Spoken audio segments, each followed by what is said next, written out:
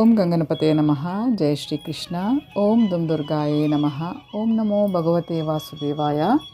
ಇಂದಿನ ಭಗವದ್ಗೀತೆಯ ಈ ವಿಡಿಯೋದಲ್ಲಿ ಅಧ್ಯಾಯ 9 ರಹಸ್ಯತಮ ಜ್ಞಾನದ ಶ್ಲೋಕ 5ರಿಂದ 10ರವರೆಗೆ ಕವರ್ ಮಾಡಲಿಕ್ಕಿದ್ದೇವೆ. ಶ್ಲೋಕ 5.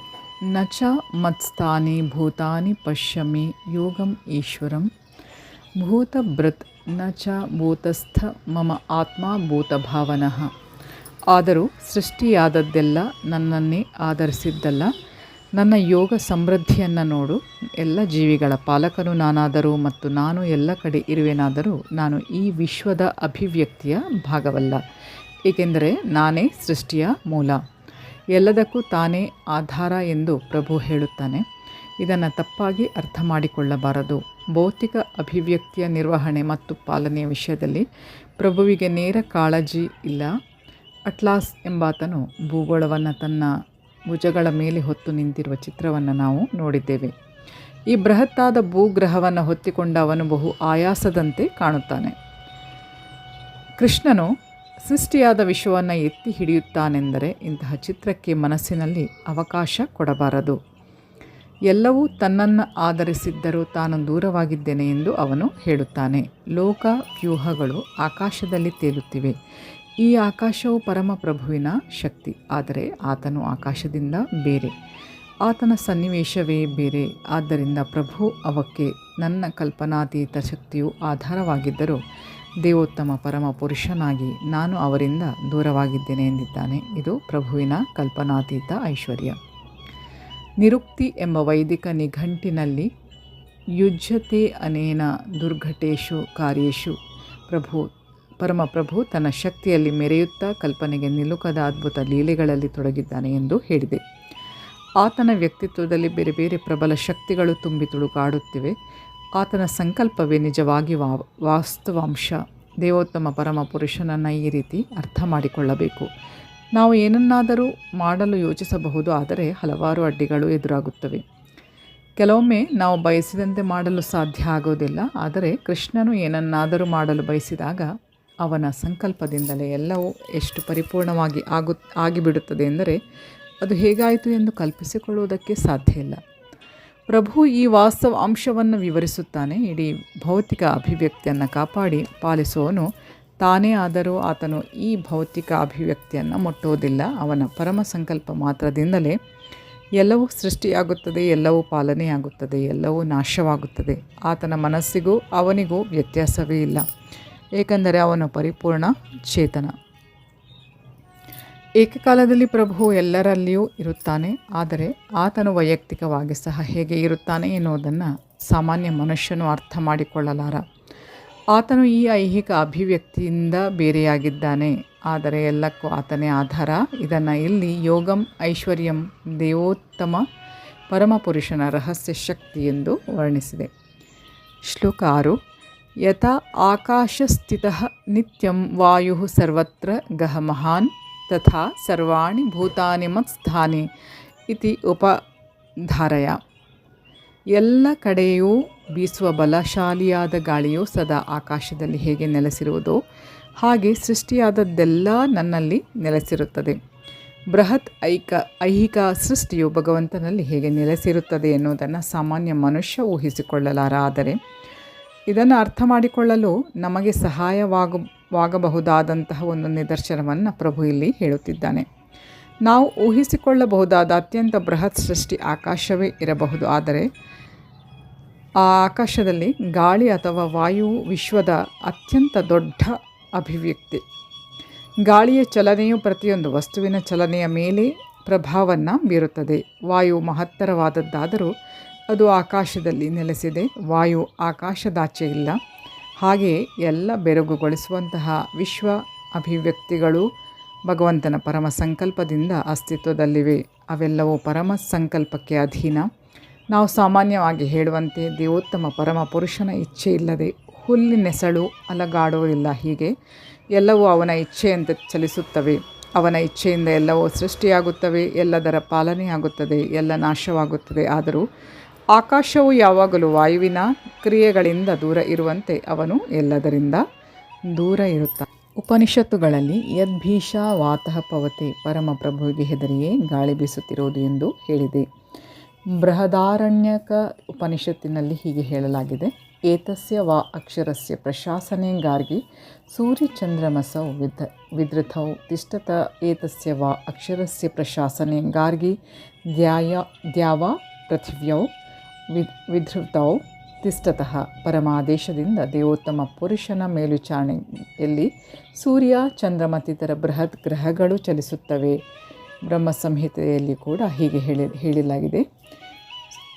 ಸೂರ್ಯ ಪರಮಪ್ರಭುವಿನ ಕಣ್ಣುಗಳಲ್ಲಿ ಒಂದು ಶಾಖ ಮತ್ತು ಬೆಳಕುಗಳನ್ನು ಪ್ರಸರಿಸುವ ಅಗಾಧ ಶಕ್ತಿ ಅದಕ್ಕಿದೆ ಎಂದು ಹೇಳುತ್ತಾರೆ. ಆದರೂ ಅದು ಗೋವಿಂದನ ಅನುಜ್ಞೆ ಮತ್ತು ಪರಮ ಇಚ್ಛೆಯ ಪ್ರಕಾರ ತನ್ನ ನಿಗದಿತ ಪಥದಲ್ಲಿ ಚಲಿಸುತ್ತದೆ. ಆದ್ದರಿಂದ ನಮಗೆ ಬೆರಗನ್ನು ಉಂಟು ಮಾಡುವ ಮತ್ತು ಮಹತ್ತಾದುದೆಂದು ತೋರುವ ಈ ಐಹಿಕ ಅಭಿವ್ಯಕ್ತಿಯು ದೇವೋತ್ತಮ ಪರಮಪುರುಷನ ಸಂಪೂರ್ಣ ಹಿಡಿತದಲ್ಲಿದೆ ಎಂಬುದಕ್ಕೆ ವೈದಿಕ ಸಾಹಿತ್ಯದಲ್ಲಿ ಸಾಕ್ಷ್ಯವನ್ನು ಕಾಣುತ್ತೇವೆ. ಇದನ್ನು ಈ ಅಧ್ಯಾಯದ ಮುಂದಿನ ಶ್ಲೋಕದಲ್ಲಿ ಇನ್ನಷ್ಟು ವಿವರಿಸಲಾಗಿದೆ. ಶ್ಲೋಕ 7. ಸರ್ವಭೂತಾನಿ ಕೌಂತೆಯ ಪ್ರಕೃತಿಂ ಯಾಂತಿ ಮಾಮಿಕಾಂ ಕಲ್ಪಕ್ಷಯೇ ಪುನಃ ತಾನಿ ಕಲ್ಪಾದೌ ವಿಸೃಜಾಮಿ ಅಹಂ.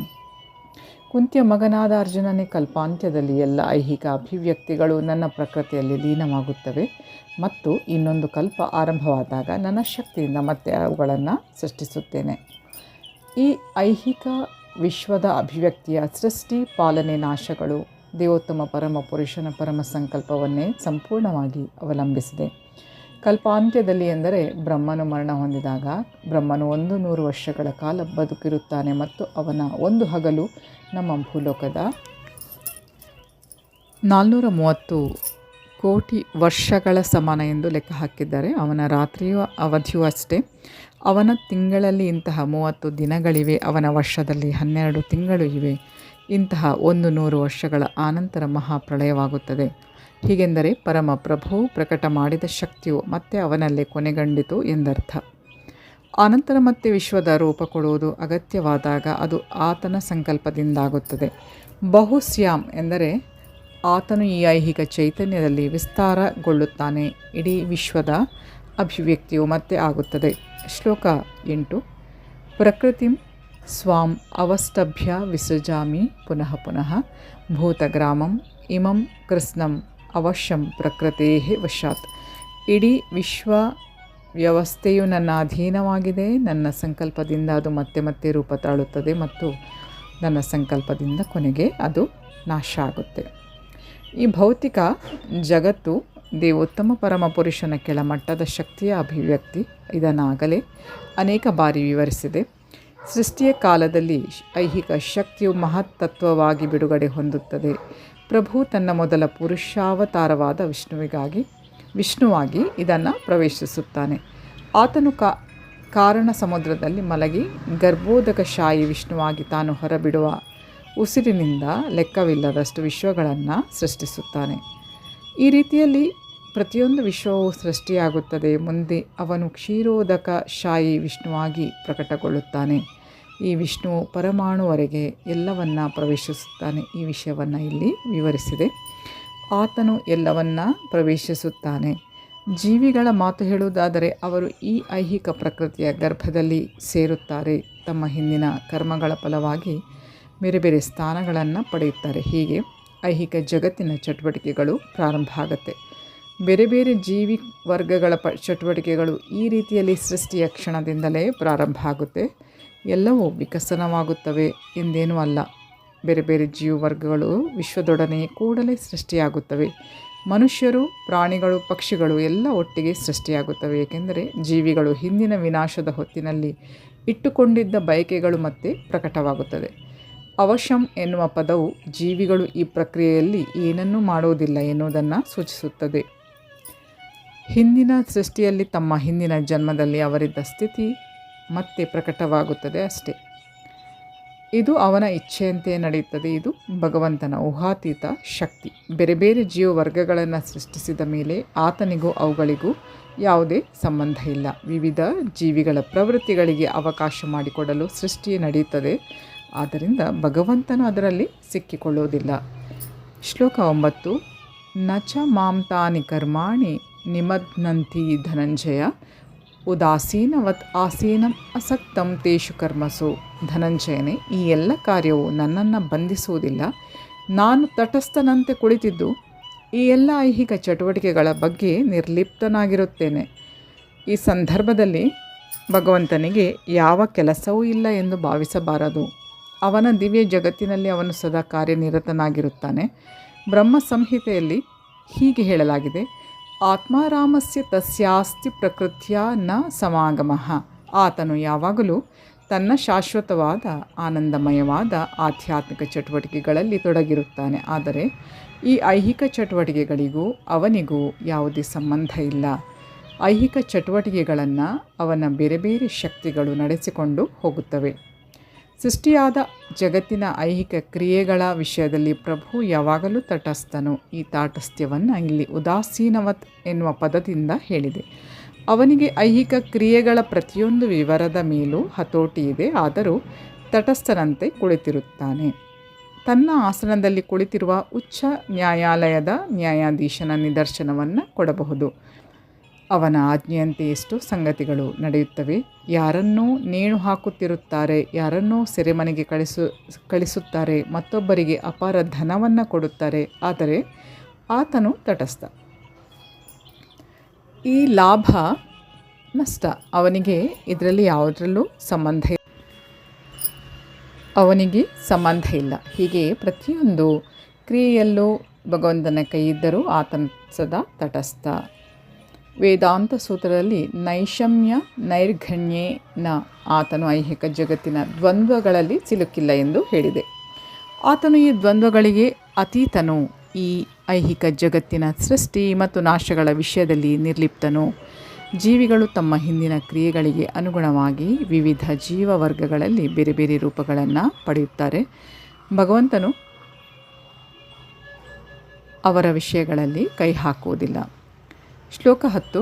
ಮಯಾ ಅಧ್ಯಕ್ಷೇಣ ಪ್ರಕೃತಿ ಸೂಯತೆ ಸ ಚರ ಅಚರಂ ಹೇತುನಾ ಅನೇನ ಕೌಂತೆಯ ಜಗದ್ವಿಪರಿವರ್ತತೆ. ಕುಂತಿಯ ಮಗನಾದ ಅರ್ಜುನನೇ, ನನ್ನ ಶಕ್ತಿಗಳಲ್ಲಿ ಒಂದಾದ ಈ ಐಹಿಕ ಪ್ರಕೃತಿಯು ಎಲ್ಲ ಚರಾಚರ ವಸ್ತುಗಳನ್ನು ನನ್ನ ಅಪ್ಪಣೆಯಂತೆ ಸೃಷ್ಟಿಸಿ ಕೆಲಸ ಮಾಡುತ್ತವೆ. ಈ ಅಭಿವ್ಯಕ್ತಿಯು ಅದರ ನಿಯಮಕ್ಕೆ ಅನುಗುಣವಾಗಿ ಮತ್ತೆ ಮತ್ತೆ ಸೃಷ್ಟಿಯಾಗುತ್ತದೆ ಮತ್ತು ನಾಶವಾಗುತ್ತದೆ. ಪರಮ ಪ್ರಭು ಐಹಿಕ ಜಗತ್ತಿನ ಎಲ್ಲ ಚಟುವಟಿಕೆಗಳಿಂದ ದೂರವಾಗಿದ್ದರೂ ಅದರ ಪರಮ ನಿರ್ದೇಶಕನಾಗಿ ಉಳಿಯುತ್ತಾನೆ ಎನ್ನುವುದನ್ನು ಇಲ್ಲಿ ಸ್ಪಷ್ಟವಾಗಿ ಹೇಳಿದೆ. ಪರಮ ಪ್ರಭುವೇ ಪರಮ ಸಂಕಲ್ಪ ಮತ್ತು ಈ ಐಹಿಕ ಅಭಿವ್ಯಕ್ತಿಯ ಹಿನ್ನೆಲೆ. ಆದರೆ ಐಹಿಕ ಪ್ರಕೃತಿಯು ಇದನ್ನು ನಿರ್ವಹಿಸುತ್ತದೆ. ಭಗವದ್ಗೀತೆಯಲ್ಲಿ ಕೃಷ್ಣನು ಬೇರೆ ಬೇರೆ ರೂಪಗಳ ಮತ್ತು ವರ್ಗಗಳ ಜೀವಿಗಳಿಗೆಲ್ಲ ನಾನೇ ತಂದೆ ಎಂದು ಹೇಳುತ್ತಾನೆ. ತಂದೆಯು ಮಗುವಿನ ಜನನಕ್ಕಾಗಿ ತಾಯಿಯ ಗರ್ಭಕ್ಕೆ ಬೀಜವನ್ನು ನೀಡುತ್ತಾನೆ. ಇದೇ ರೀತಿಯಲ್ಲಿ ಭಗವಂತನು ತನ್ನ ಕಡೆ ಗಣ್ಣಿನ ನೋಟ ಮಾತ್ರದಿಂದಲೇ ಐಹಿಕ ಪ್ರಕೃತಿಯ ಗರ್ಭದೊಳಗೆ ಎಲ್ಲ ಜೀವಿಗಳನ್ನೂ ಸೇರಿಸುತ್ತಾನೆ. ಅವರು ತಮ್ಮ ಹಿಂದಿನ ಆಸೆಗಳು ಮತ್ತು ಚಟುವಟಿಕೆಗಳು ಇವುಗಳಿಗೆ ಅನುಗುಣವಾಗಿ ಹೊರಕ್ಕೆ ಬರುತ್ತಾರೆ. ಈ ಎಲ್ಲ ಜೀವಿಗಳು ಪ್ರಭುವಿನ ಕಡೆಗಣ್ಣ ನೋಟದಲ್ಲಿ ಜನಿಸಿದ್ದರೂ ತಮ್ಮ ಹಿಂದಿನ ಕಾರ್ಯಗಳಿಗೆ ಮತ್ತು ಆಸೆಗಳಿಗೆ ಅನುಗುಣವಾಗಿ ಬೇರೆ ಬೇರೆ ದೇಹಗಳನ್ನು ಪಡೆಯುತ್ತಾರೆ. ಆದ್ದರಿಂದ ಪ್ರಭು ಈ ಐಹಿಕ ಸೃಷ್ಟಿಯಲ್ಲಿ ನೇರವಾಗಿ ಆಸಕ್ತನಲ್ಲ. ಆತನು ಐಹಿಕ ಪ್ರಕೃತಿಯತ್ತ ಕಣ್ಣೋಟ ಬೀರುತ್ತಾನೆ ಅಷ್ಟೇ.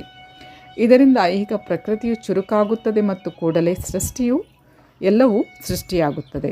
ಐಹಿಕ ಪ್ರಕೃತಿಯತ್ತ ಕಣ್ಣೋಟ ಬೀರುವುದರಿಂದ ಪರಮಪ್ರಭು ನಿಶ್ಚಯವಾಗಿಯೂ ಚಟುವಟಿಕೆಯನ್ನು ತೋರಿಸುತ್ತಾನೆ. ಆದರೆ ಐಹಿಕ ಜಗತ್ತಿನ ಅಭಿವ್ಯಕ್ತಿಗೂ ಆತನಿಗೂ ನೇರವಾಗಿ ಸಂಬಂಧವಿಲ್ಲ. ಸ್ಮೃತಿಯಲ್ಲಿ ಈ ಉದಾಹರಣೆಯನ್ನು ಕೊಟ್ಟಿದೆ.